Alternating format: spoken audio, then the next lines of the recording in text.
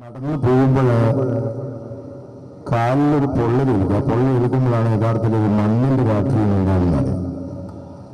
അപ്പോ നജീബിന്റെ ഒക്കെ ഗ്ലാമറൊക്കെ കുറച്ച് ഊരുകൊണ്ടാ കുറഞ്ഞു പോകും. അതിനെപ്പറ്റി ആലോചിച്ച് പേടിക്കണ്ട.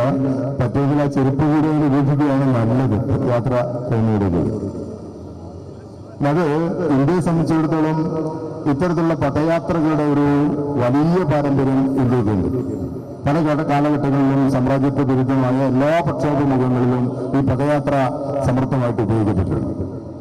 ഇപ്പോ ശുഭ്രവസ്ത്രധാരികളായിട്ടുള്ള ഒരു സംഘം ചെറുപ്പക്കാരുടെ ഒരർത്ഥത്തിൽ ഹരിതാഭമായ ഒരു സന്ദേശയാത്രയാണിത്. ഹരിതാഭ എന്ന് പറഞ്ഞാൽ അത് സ്നേഹാഭ എന്നുകൂടി അതിനെ നമുക്ക് ചേർത്ത് പറയുകയും ചെയ്യാം. മനുഷ്യരെ ഒന്നിപ്പിച്ചെടുക്കാനുള്ള എന്തെങ്കിലുമൊക്കെ വഴിയുണ്ടോ എന്നത് വളരെ ആലോചിക്കേണ്ട ഒരു കാലഘട്ടത്തിൽ സംബന്ധിച്ചിടത്തോളം മുസ്ലിം ലീഗ് മതേതരമായിട്ടുള്ള സന്ദേശം പുതുതായിട്ട് ഉയർത്തേണ്ട കാര്യമൊന്നും തർക്കമില്ല. കാരണം മുസ്ലിം ലീഗ് വളരെ മതേതരമായി നിന്നിട്ടുള്ള ഒരു സംഘടനയാണ് കേരളത്തിൽ. ഇന്ത്യയിലൊട്ടുക്കും അതങ്ങനെ തന്നെയാണ്.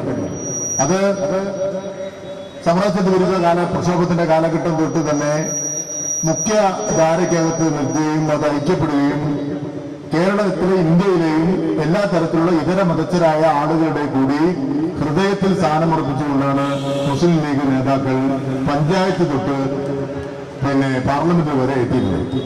അതുകൊണ്ടാണ് ജയിക്കുന്നത്.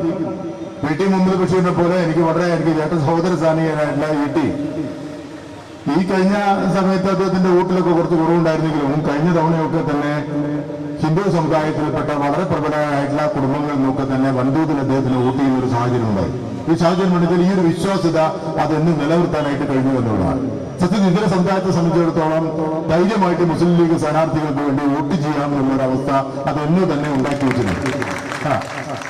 അത് പരമ്പരാഗതമായിട്ട് അത് സമീപിക്കുന്നത്. കാരണം എപ്പോഴും ഞാൻ മനസ്സിലാക്കുന്നത്, ഞാൻ എല്ലായിടത്തോളം പറയാം, എന്നോട് എല്ലാവരും ചോദിക്കും, നിങ്ങൾ ഈ മുസ്ലിം ലീഗിനെ എന്തിനാണ് ഇങ്ങനെ വല്ലാതെ സപ്പോർട്ട് ചെയ്യുന്നതെന്ന് എന്നോട് എഴുത്തുകാരായ സുഹൃത്തുക്കൾ ചോദിക്കാറുണ്ട്. ഞാൻ പറയാറുള്ള കാര്യം, ഞാൻ പ്രത്യേകിച്ച് ഗവൺമെന്റ് വന്നതിനെ കുറിച്ച് ആലോചിച്ചില്ല. ഈ ഗവൺമെന്റായിട്ട് എനിക്കൊരു ബന്ധമില്ല. തുറന്നു പറയും, നിങ്ങൾക്ക് പറയാ ഇവർക്ക് എല്ലാവർക്കും. എനിക്ക് ഈ ഗവൺമെന്റായിട്ട് യാതൊരു ബന്ധമില്ല. എനിക്കൊട്ട് ഈ ഗവൺമെന്റ് ആളുകൾ ചായ മേടിച്ചു തരാല്ല, ഞാൻ കുടിക്കാൻ ഒരു ആലോചനയില്ല. എന്റെ അച്ഛൻ്റെ വീട്ടിൽ അത്യാവശ്യം ചായ ഉണ്ടാക്കാനുള്ള കൽപ്പുകൾ എന്റെ വീട്ടിൽ